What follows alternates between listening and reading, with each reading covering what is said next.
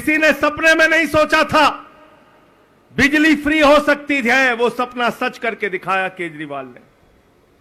किसी ने सपने में नहीं सोचा था प्राइवेट स्कूल से बेहतर सरकारी स्कूल बन सकते हैं, वो सपना सच करके दिखाया केजरीवाल ने। मोहल्ला क्लिनिक बनाया, दवाएं मुफ्त की, बुजुर्गों की तीर्थ यात्रा कराई, माताओं बहनों के लिए बस की यात्रा फ्री की। एक ऐसा आदमी हिंदुस्तान की राजनीति में उभरा जिसने 10 साल के अंदर आम आदमी पार्टी को राष्ट्रीय पार्टी बनाने का गौरव हासिल किया।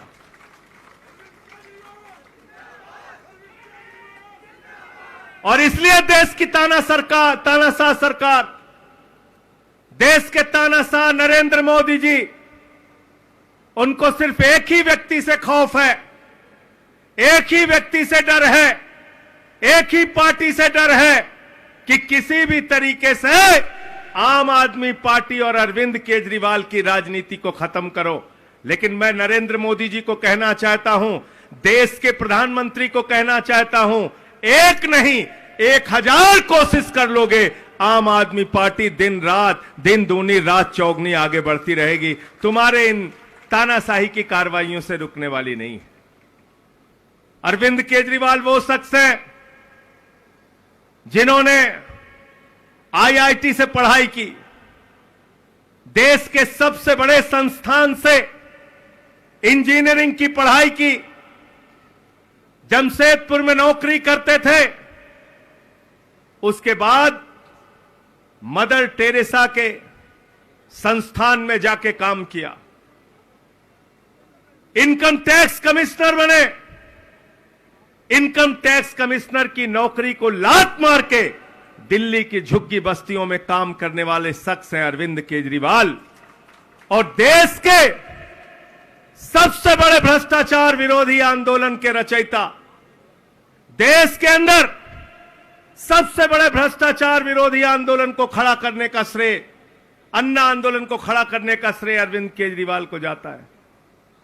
और आप उस अरविंद केजरीवाल को झूठे, बेबुनियाद सबूत के बगैर एक ऐसे केस में जेल भेज रहे हो जिसका न सिर है न पांव है। मैं पूरे दावे के साथ कहना चाहता हूं, यह मामला न्यायालय में नहीं टिकेगा, जेल का ताला टूटेगा, अरविंद केजरीवाल छूटेगा, उसको कोई रोक नहीं पाएगा। ज्यादा दिनों तक आप रोक नहीं पाएंगे मोदी जी। बिना सिर पांव का केस बना दिया। रिश्वत किसने ली, भ्रष्टाचार किसने किया, पूरा देश इस बात को जान चुका है। तथाकथित शराब घोटाले में जिस आदमी को मुख्य आरोपी बनाया ईडी ने, उस शरद रेड्डी से 60 करोड़ रुपए की रिश्वत भारतीय जनता पार्टी ने खाई है। अगर किसी को जेल में होना था तो बीजेपी नेताओं को आज जेल में होना चाहिए था, अरविंद केजरीवाल को नहीं। लेकिन आपने एक एक करके हमारी पार्टी के नेताओं को जेल में डाला। मनीष सिसोदिया को जेल में डाला, सत्येंद्र जैन को जेल में डाला, मुझे 6 महीने जेल में रखा। कल मीडिया वालों ने अरविंद जी से पूछा, आपको दोबारा जेल जाना पड़ रहा है। केजरीवाल जी ने जवाब दिया, इस देश के लिए जरूरत पड़ी तो पूरा जीवन जेल में रह सकता हूं, लेकिन झुकूंगा नहीं, इनसे लड़ता रहूंगा,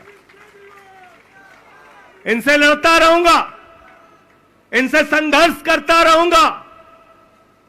और आज आपके बेटे, आपके लाल, आपके भाई को सिर्फ एक बात की सजा मिल रही है कि आम आदमी पार्टी और अरविंद केजरीवाल ने देश के तानाशाह के सामने झुकना मंजूर नहीं किया, लड़ना मंजूर किया, लड़ना मंजूर किया, संघर्ष करना मंजूर किया। मैं एक ऐसी परिस्थिति जब आज अरविंद केजरीवाल जी को दोबारा जेल में जाना पड़ रहा है, मैं अपने एक एक कार्यकर्ता, विधायक और पार्षद से कहना चाहता हूं, केजरीवाल जी के संग अरविंद जी मेरा रंग दे बसंती खड़े होकर तालियां चोला, मेरा रंग दे बसंती चोला, मेरा रंग दे बसंती चोला, हो आज रंग दे हमारे रंग दे, मेरा बसंती चोला, मेरा रंग दे बसंती चोला, मेरा रंग दे बसंती चोला, मेरा रंग दे बसंती चोला। मैं बिना विलंब किए आम आदमी पार्टी के मुखिया, दिल्ली के लोकप्रिय मुख्यमंत्री, हम सब के लिए प्रेरणा के स्रोत आदरणीय अरविंद केजरीवाल जी को आमंत्रित करता हूं कि वह आए और आपसे अपनी बात सामने रखें, आपसे संवाद करें। आदरणीय अरविंद केजरीवाल जी। अरविंद केजरीवाल, अरविंद केजरीवाल, अरविंद केजरीवाल।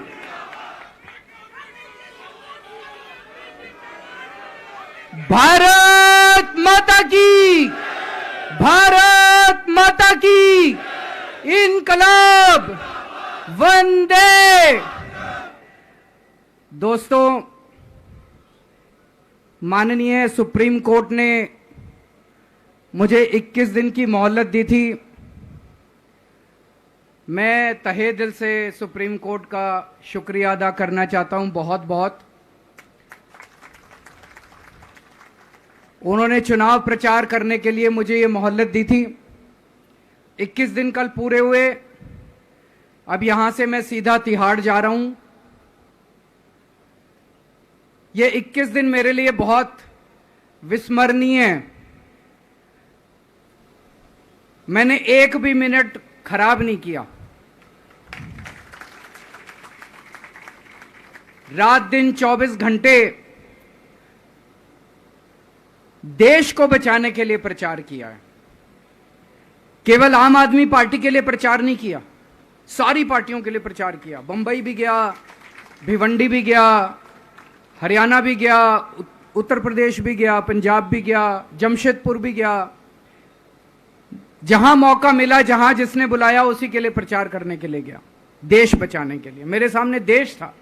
आम आदमी पार्टी इंपॉर्टेंट नहीं है, आम आदमी पार्टी सेकेंडरी है, पहली हमारे लिए देश है।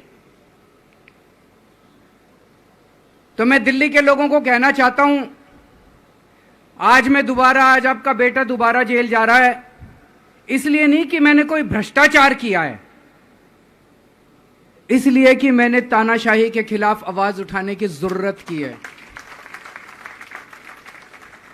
इस प्रचार के दौरान एक सबसे बढ़िया बात यह हुई कि सारे देश के सामने प्रधानमंत्री श्री नरेंद्र मोदी जी ने यह कबूल किया कि उनके पास मेरे खिलाफ रत्ती भर भी सबूत नहीं है।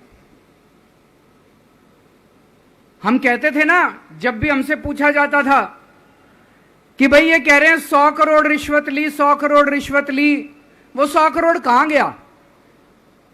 500 से ज्यादा जगह तुमने रेड मार ली, कहीं चवन्नी मिली हो, अठन्नी मिली हो, 1 रुपया मिला हो, कहीं हमने खर्च किया हो, कहीं कैश पड़ा हो, कहीं लॉकर में मिला हो, कहीं स्विस बैंक में मिला, कहीं चवन्नी नहीं मिली, तो पैसा कहां गया? तो एक टीवी चैनल के इंटरव्यू में उस टीवी वाले ने मोदी जी से पूछा कि प्रधानमंत्री जी, ये केजरीवाल चारों तरफ कहता घूम रहा है कि आपके पास उसके खिलाफ कोई सबूत नहीं है, आपके पास उसके खिलाफ कोई रिकवरी नहीं है, फिर आपने उसको गिरफ्तार कैसे कर रखा है? पता है प्रधानमंत्री जी ने क्या कहा? प्रधानमंत्री जी कहते हैं, मैं मानता हूं कि केजरीवाल के खिलाफ कोई सबूत नहीं है, मैं मानता हूं कि केजरीवाल के खिलाफ कोई रिकवरी नहीं है, क्योंकि केजरीवाल अनुभवी चोर है। चलो मान लिया मैं अनुभवी चोर हूं, तुम्हारे पास सबूत तो नहीं है, तुम्हारे पास रिकवरी तो नहीं है, तो यूं ही डाल दिया मेरे को जेल में, बिना सबूत के डाल दिया मेरे को जेल में, बिना रिकवरी के डाल दिया जेल में। देश के इतिहास में 75 साल में सबसे ज्यादा बहुमत से आई हुई सरकार है। एक बार 70 में से 67 सीट, दूसरी बार 70 में से 62 सीट, 55% से ज्यादा वोट शेयर। इतने भारी बहुमत वाली सरकार के मुख्यमंत्री को आपने बिना सबूत के जेल में डाल दिया। यही तो तानाशाही है कि जिसका मन करेगा मैं उसी को जेल में डाल दूंगा, जिसका मन करेगा उसी को जेल में डाल दूंगा। और पूरे देश को मैसेज दे दिया कि अगर मैंने केजरीवाल को फर्जी केस में जेल में डाल दिया तो तुम्हारी तो औकात ही क्या है, किसी को भी पकड़ के जेल में डाल दूंगा।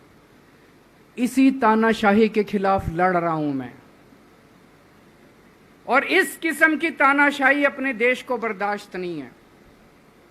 भगत सिंह ने कहा था ना कि जब सत्ता तानाशाही हो जाए तो जेल जिम्मेदारी बन जाती है, सबकी जिम्मेदारी है जेल में जाना, इसके खिलाफ आवाज उठाना। भगत सिंह के चेले हैं। भगत सिंह देश को बचाने के लिए, देश को आजाद कराने के लिए जेल गए थे। भगत सिंह देश को आजाद कराने के लिए फांसी पे चढ़े थे। हम देश को बचाने के लिए जेल जा रहे हैं। इस बार जब जा रहा हूं, मुझे नहीं पता अब मैं कब वापस आऊंगा, मुझे नहीं पता ये क्या करेंगे मेरे साथ जेल में, लेकिन मुझे कोई परवाह नहीं है, जो मर्जी करें। अगर भगत सिंह फांसी पे चढ़ गए, मैं भी फांसी पे चढ़ने के लिए तैयार हूं। मेरे शरीर का एक एक कतरा इस देश के लिए है, मेरे शरीर के खून की एक एक बूंद इस देश के लिए है, मेरे जीवन का एक एक पल देश के लिए है।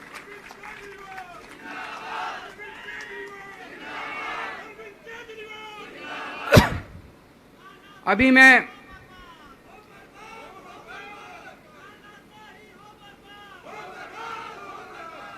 अभी राजघाट गया था सभी साथियों के साथ। महात्मा गांधी की समाधि पे हम लोगों ने श्रद्धांजलि दी। गांधी जी ने इस हमारे देश से तानाशाही का अंत किया था, वो हमारे लिए प्रेरणा स्रोत हैं। उसके बाद हम कनॉट प्लेस गए, हनुमान मंदिर, वहाँ पे हमने हनुमान जी के मंदिर में जाके हनुमान जी का आशीर्वाद लिया। 4 तारीख को भी मंगलवार है, भली करेंगे बजरंग बली, करेंगे कि नहीं करेंगे? बोल बजरंग बली की। इनका नाश करेंगे, तानाशाहों का नाश करेंगे। अपने को किसी व्यक्ति विशेष से अपनी कोई दुश्मनी नहीं है, अपनी दुश्मनी तानाशाही से है। तानाशाही बर्दाश्त नहीं है अपने को। तो 4 तारीख को भी मंगलवार है और बजरंग बली का मेरे ऊपर, पार्टी के ऊपर बहुत आशीर्वाद है, देश के ऊपर बहुत आशीर्वाद है। मैं प्रार्थना करने गया था बजरंग बली को कि हे बजरंग बली, मेरे देश को बचा लो। अभी कल एग्जिट पोल आए हैं, मेरे से लिखवा लो, सारे एग्जिट पोल फर्जी हैं, बिल्कुल फर्जी हैं। एक एग्जिट पोल वाले ने राजस्थान में टोटल 25 सीट है, उसमें 25 में से 33 दे दिए उन्होंने बीजेपी को। ऊपर से आया होगा भाई बीजेपी को ज्यादा देने हैं, तो उसने कहा मोदी जी क्या याद रखोगे आप भी, आपको 25 में से 33 दे दिए। तो पूरा का पूरा फर्जी है, पूरा एग्जिट पोल फर्जी है। लेकिन असली मुद्दा यह है, इनको गिनती से 3 दिन पहले फर्जी एग्जिट पोल कराने की क्या जरूरत थी, यह समझने वाली बात है। मेरे को भी समझ नहीं आया। कई सारे लोगों की कई सारी बातें चल रही हैं। एक ये चल रहा है कि इन्होंने मशीनों का घोटाला कर दिया, लेकिन मैंने संदीप पाठक को भी बोला है और मैं सारे इंडिया गठबंधन की पार्टियों को बोलना चाहता हूं, अपने अपने काउंटिंग एजेंट को बोल दो, पूरी तरह से सतर्क रहे। आखिरी तक अगर हार भी रहे हैं तब भी उठ के ना आए। कई बार क्या होता है, 1 राउंड में, 2 राउंड में, 3 राउंड में हार गए तो उठ के चले जाते हैं। उठ के नहीं जाना। सबसे लास्ट में रैंडम जितने बूथ होते हैं, ईवीएम मशीन होती है, उसकी पर्चियां पड़ती हैं। उन पर्चियों में से 5% पर्चियां उठाई जाती हैं। उन 5% ईवीएम की मैचिंग वीवीपैट की स्लिप से कराई जाती है। वीवीपैट पे जो स्लिप है उसकी काउंटिंग होती है, जैसे बैलेट पेपर की काउंटिंग होती थी, और उसकी काउंटिंग और ईवीएम की चेकिंग होती है दोनों की। एक भी मशीन अगर मैच ना करे तो वहां चुनाव रद्द कर दिया जाता है। तो अगर आपने ये चेकिंग कर ली वहां पे, तो इसका मतलब फिर ईवीएम का घोटाला हम बचा सकते हैं। फिर ईवीएम के घोटाला अगर कर रखा इन्होंने तो हम उसको एक्सपोज कर सकते हैं। तो सब लोगों ने लास्ट तक रुक के, आपका कैंडिडेट हार भी रहा है तब भी आखिरी तक रुक के आपको ये ईवीएम की चेकिंग करा के आनी है, ईवीएम और वीवीपैट की मैचिंग करा के आनी है।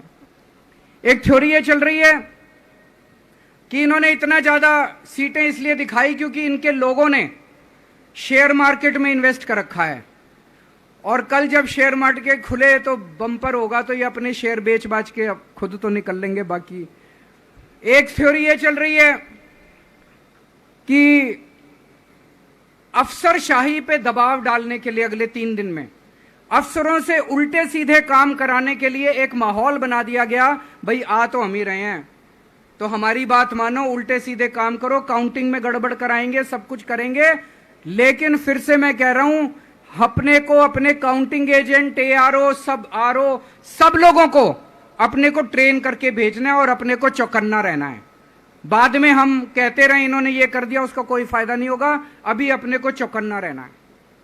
एक थ्योरी ये चल रही है कि अगर इन्होंने कल ही कम सीट दिखा दी होती एग्जिट पोल वालों ने, तो हो सकता है कि इन दोनों के खिलाफ आरएसएस में और बीजेपी में कल ही बगावत शुरू हो जाती। 4 तारीख तक इंतजार ही नहीं होता, हो सकता है।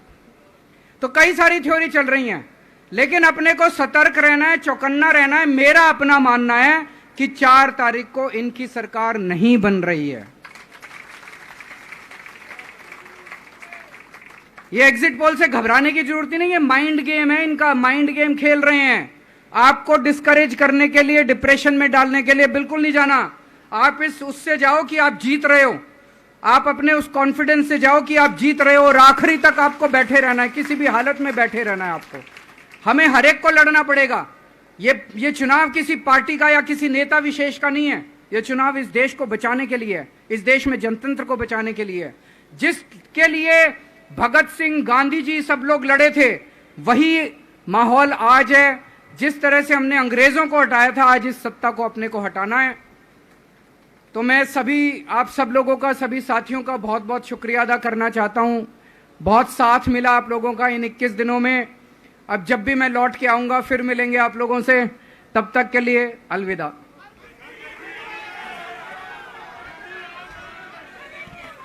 सारे लोग राष्ट्रगान के लिए खड़े हो जाएंगे। राष्ट्रगान। जनगण मन अधिनायक जय हे भारत भाग्य विधाता। पंजाब सिंध गुजरात मराठा द्राविड़ उत्कल बंग। विंध्य हिमाचल यमुना गंगा उज्ज्वल जलधि तरंग। तव शुभ नामे जागे, तव शुभ आशीष मांगे। गाहे तव जय गाथा। जनगण मंगल नायक जय हे भारत भाग्य विधाता। जय हे, जय हे, जय हे, जय जय जय जय हे।